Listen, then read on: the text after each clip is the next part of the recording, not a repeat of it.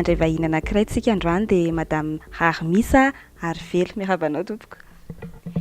Miarabanao setra dia miarabantsika mpiaino any tokantrano tsirairay. Fanontaniana voalohany tiako apetraka aminao hoe betsaka ny ataoko hoe karazana finoana eto ambony tany azo ianteherana fa naninona ny Jesosy no hoe nisafidianao? Za zany aloha setra voalohany indrindra dia za zany tezaina tao anatin'ny fomba kristianina. Dia tao anatin'izay dia nihevitra hoe efa tena kristianina satria za tena faran'izay nazoto namonjy sekoly alahady dia skoty nanao ny fombafomba mpivavahana rehetra zany. Tao anatin'ny skoty efa mpitaiza olona, mpitaiza ankizy. Dia nandraisina fanasan'ny tompo dia efa tena nihevitra hoe efa ao tsara dia noho nanambady dia tena efa hoe za anisan'ilay vehivavy be moral be. Ilay mpiteny hoe nareo mba mivavaha, raha tsy mivavaka nareo dia tsy ho voavonjy. Fa ndray mandeha zay nisy olona, ny vadiko moa mécanicien ny asany, dia nisy olona nanome CD anay. Dia tao anatin'io CD io feno toriteny. Dia ozy tia mba hainonareo vady ozy izy mba manasa anareo. Dia rehefa nihaino an'io toriteny io dia tonga saina be. Tonga saina be satria manino be dia be ny zavatra nilazaina tao tsy tanteraka eo amin'ny fiainako. Anisan'izany hoe fanekeko taminao dia fiainana sy fiadanana ozy izy. Izay aloha ny tena tadidiko. Dia nandinika tokoa fa ao an-tranonay tsisy fiainana dia tsisy fiadanana fa mpivady miady lava. Noho ny amiko nefa fa tsy noho ny aminy. Satria manino? Satria za dia vehivavy be moral be. Mihevitena hoe efa mpivavaka nefa kay moral fotsiny enany tena be dia be. Dia haiko tsara izany tenin'Andriamanitra izany hoe raha vehivavy manekay mivadinareo fa tsy miatra eo amin'ny fiainako ilay izy. Za indray no te hitarika amin'ny vadiko. Za zany anisan'ilay vehivavy ilay tena hoe moi je suis. Za no mitarika fa ianao tarihako. Raha manome décision izy dia contreko foana. Za tsy mety izany. Zao mety. Fa tsy milamina mihitsy tokantranonay. Tena ambony ambany. Ny toe-ponay zany mety hoe tamin'ny voalohany vao nivady nifankatia tsara satria mbola ao ilay fitiavana ara-nofo, mbola hoe fandefitra mahalefitra. Fa noho ny tena nandeha tonga ny ankizy teo amin'izay vao niariary ny tena faratsiana tato anatiko hoe aiza aty tsy niova fo, tsy naninona fa ohatrany hoe voatahiry fotsiny voatahiry tsy naditra be, tsy nanao fanao izao tontolo izao fa tsy niova fo. Ka raha tonga teo Jesosy dia tsy fantako hoe taizany nefa rako satria tsisy nankatoaviko akory ireo tenindreo fa haiko tsy enjery daholo ireo rehefa mpianatra skoty rehefa ho any amin'ny sekoly alahady izay angamba classe de seconde mbola mpianatra sekoly alahady. Anisany hoe tena hoe nampiaiky ny olona amin'ny fahazotoana fa ny fankatoavana tsisy, zéro. Fa any tokantrano ilay izy vao hitako.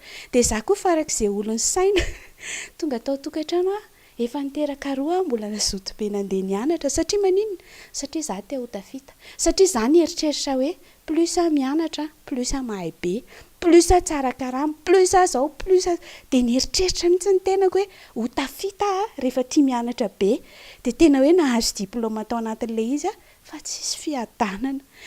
Ny asa tsara izay nokendreko tao anatin'ilay fianarana nataoko, nanao asa fanaovan-gazety dia nanao mpanao gazety fa ny karama izay niraisina tamin'izany dia arak'ilay tenin'Andriamanitra ao amin'ny agay hoe mandray nareo fa any amin'ny kitapo laoka ilay izy tsy mahafa-po isan'andro latsinainy ka hatramin'ny sabotsy alina ianao miasa be isak'alina isan'andro mandao tokantrano fa ilay karamanao tena hoe vary masaka ozy izy fiteny tsy misy mahafa-po anao izay atao. Dia teo dia tonga saina mihitsy hoe nandrehan'izay toriteny namenana izay hoe fa aiza tokoa izay fiadanana fa aiza tokoa izay fiainana izay tao ohatrany hoe miezakezaka be manao izay hatafita amin'ny fiainana, mikofokofoka be mianatra, andoavana ekôlasy vao misy any ery dia mikofokofoka be fa tsy nahatafita ilay izy. Ny ao an-tokantrano moa dia fifandirana lalandava satria za te hitondra, izy koa te hitondra, ny zanakay tena hoe izy mivady miady dia ny ankizy mivoaporiporitra. Dia tao anatin'izany narary izy. Dia rehefa narary izy dia izany tena vangin'ny tompo hoe hitanao amin'izany avy aminao no nahatonga n'io aretiny io.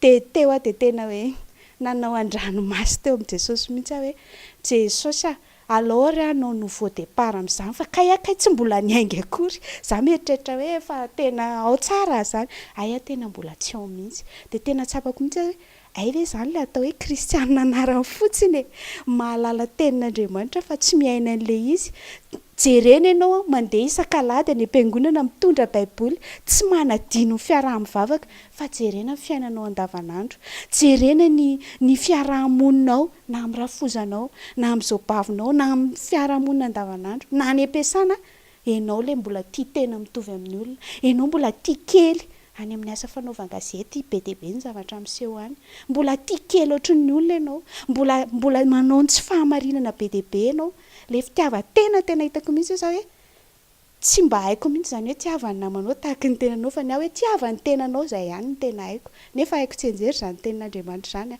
fa tsy mba niainako mihitsy dia teo ny antsoin'i Jesosy anahy dia nanomboka teo niainga tamin'ilay toriteny be dia be izay haingo teo aho vao tena nahatsapa hoe ay ve zany ny tena fiainana miaraka amin'i Jesosy filaminana anaty aloha fa ianao mieritreritra hoe tonga dia izy fiovana tonga dia izy fahagagana be hoe latsaka vola 100 millions ohatran'ny hoe ny olona miandry an'izany daholo hoe nisy kitapo ny latsaka fa any anaty aloha ny tena fiovana voalohany indrindra dia nanomboka teo dia tena hoe nanolo tena niaraka moa zany izay mivady hoe izy narary zako ohatra ny niara-ny tsaboan'i Jesosy tao anatin'ilay aretiny dia tena hoe nanolo tena marina tao amin'i Jesosy dia izay amin'izay zay vao nianatra tsikelikely hoe fa ahoana ity fiainana miaraka amin'i Jesosy Kristy dia ilay izy aloha marary aloha ilay fiainana amin'ny voalohany marary satria esorina daholo ilay toetra ratsinao izay voalohany indrindra nasoriny tamiko dia hoe raha vehivavy manaiky ny vadinao tena sarotra be tamiko satria izay efa zatra an'ilay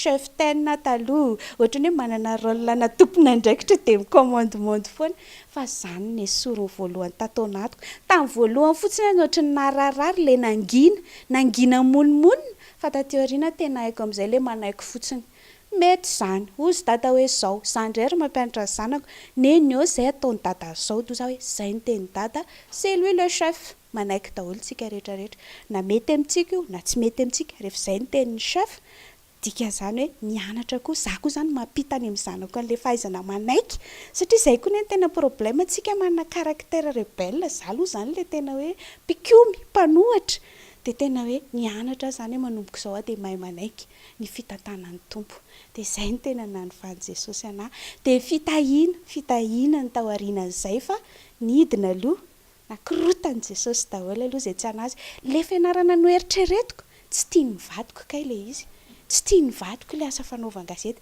io nefa ny tena nahafalifaly anahy io nefa ny tena nikirizako dia sosotra fa manina tsy tianao nefa io nahazoako diplôma tsy tiako ilay asa hozy izy satria tsy mety amin'ilay tokantrano satria ianao rehefa mpanao gazety izany dia mety voantso andehanao mission mandehandeha matetika tamin'izaho moa izay niasa tamina magazine dia mandeha isan-kerinandro isam-bolana izay mandeha manao mission dia mifandimby dia tezitra be ilay vadiko za ajanoko ary ty satria izay ilay nianatra nanaiky ajanoko ary ilay asa dia rehefa najanoko ilay asa fanaovan-gazety dia nandeha teny nianatra nanaiky an'i Jesosy Kristy no ny avy eo amin'izay iny asa iny ihany ny antsoin'i Jesosy anahy fa tamin'ny fomba hafa ilay izy tsy nanao mpanao gazety intsony aho zany fa lasa manara-maso ny asa fanaovan-gazety dia izay to izany tokoa hoe tena tsy zava-magaga izay tsy hain'ny tompo atao ny toetra ratsy ireo fatipasotra mety manangeja anao dia hainy avokoa manala an'izany amin'ny fiainanao tahaka ny misy androany dia makasitraka indrindra misy any vahiny tato amin'ny fandaharana dia misaotra indrindra ihany koa ny hôtel Colbert izay napetrana antsika androany